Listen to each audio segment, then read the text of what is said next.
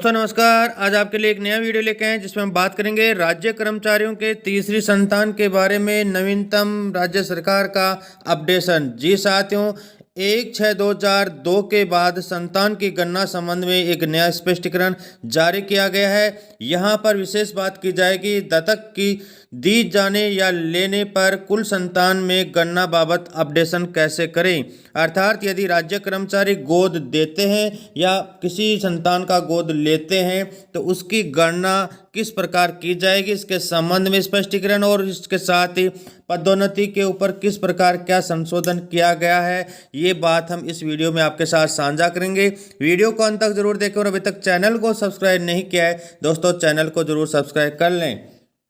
यहाँ पर हम बात करते हैं 27 दिसंबर 2021 को राजस्थान सरकार के कार्मिक विभाग के 2 के द्वारा यहाँ पर एक परिपत्र जारी किया गया समस्त विभागाध्यक्ष के नाम, और यहाँ पर अधिसूचना दिनांक 20/6/2001 के तहत दिनांक 1/6/2002 के बाद संतानों की गणना की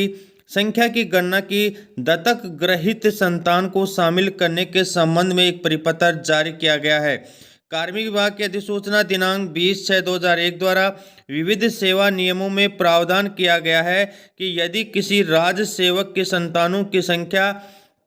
दिनांक 1/6/2002 के बाद बढ़कर 2 से अधिक हो जाती है तो उसकी पदोन्नति पर 5 वर्ष अधिसूचना दिनांक यह 19/9/2017 द्वारा 3 वर्ष तक विचार नहीं किया जाएगा। तो यहाँ यदि हम पदोन्नति की बात करें तो इस अधिसूचना के प्रारंभिक पैराग्राफ में क्लियर कर दिया गया कि पहले पदोन्नति 5 वर्ष के लिए विचार नहीं किया जाता था, लेकिन इसमें 17 के अंदर संशोधन करके पदोन्नति के लिए घटाकर 3 वर्ष कर दिया गया था। यदि किसी राज्य कर्मचारी के 2 से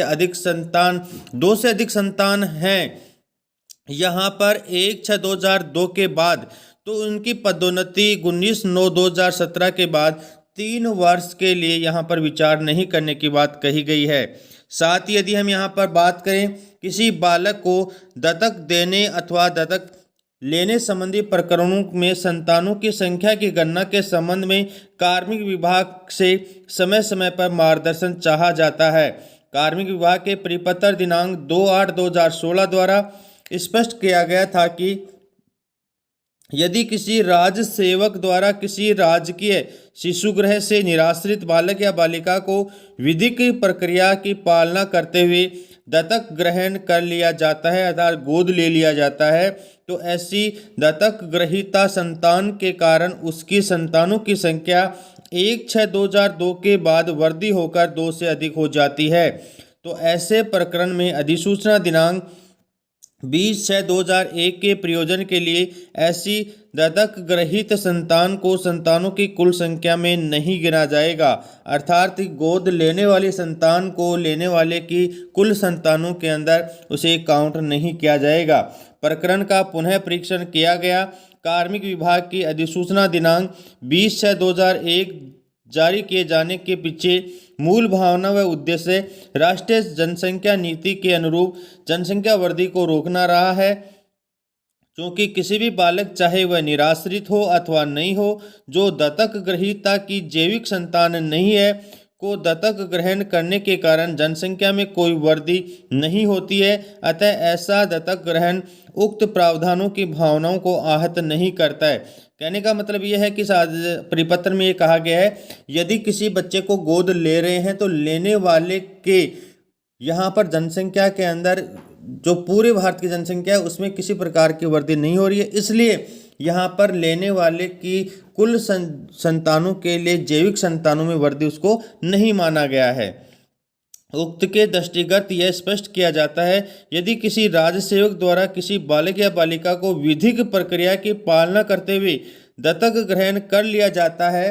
या हम यहाँ पर बात करें और ऐसी दत्तक ग्रहित संतान के कारण उसकी संतानों की संख्या में 1/6/2002 के बाद वृद्धि होकर 2 से अधिक हो जाती हैं तो ऐसे प्रकरण में अधिसूचना दिनांक 20/6/2001 के प्रयोजन के लिए ऐसी दत्तक ग्रहित संतान को संतानों की कुल संख्या में नहीं गिना जाएगा, परंतु यदि किसी राजसेवक द्वारा स्वयं के जैविक प्रसव से उत्पन्न संतान को दत्तक दिया जाता है तो ऐसे प्रकरण में अधिसूचना दिनांक 20/6/2001 के प्रयोजन के लिए ऐसे दत्तक दी हुई संतानों की कुल संख्या में ही गिना जाएगा।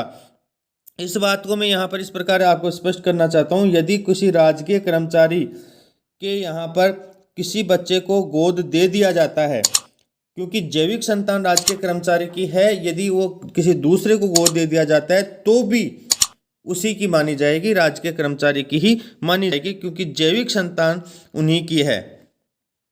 उक्त निर्देश इस परिपत्र के जारी होने की दिनांक से प्रभावी होंगे तथा इसके आधार पर पूर्व के किसी भी प्रकरण की समीक्षा नहीं की जाएगी। सभी नियुक्त प्राधिकारों के अपेक्षा है कि अधिसूचना दिनांक 20/6/2001 के प्रावधानों को लागू करते समय उक्त स्पष्टीकरण को ध्यान में रखा जाए और यह 24 दिसंबर 2021 को प्रमुख शासन सचिव के द्वारा परिपत्र जारी किया गया है। इसको यदि हम बात करें और स्पष्टीकरण आपके समाचार पत्रों के माध्यम से भी दे दिया गया है। राज्य कर्मचारियों ने अपनी तीसरी संतान को गोद दे दिया है तो भी उसी की मानी जाएगी। मुख्य बात यहाँ पर है, यदि राज्य कर्मचारी की संतान यदि तीसरी होती है तो उसको गोद दे दिया जाता है तो वो मानते हैं कि मेरे यहाँ पर 2 तो मेरे हैं और 1 गोद दे दी गई है, ऐसा प्रकरण का स्पष्टीकरण दे दिया गया है।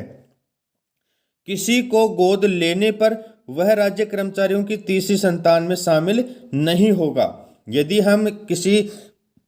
तीसरी संतान को गोद लेते हैं तो हमने काउंट नहीं होगा और देते हैं तो वो काउंट रहेगा, उसी की रहेगी राज्य कर्मचारियों की। इसका स्पष्टीकरण जारी कर दिया गया है।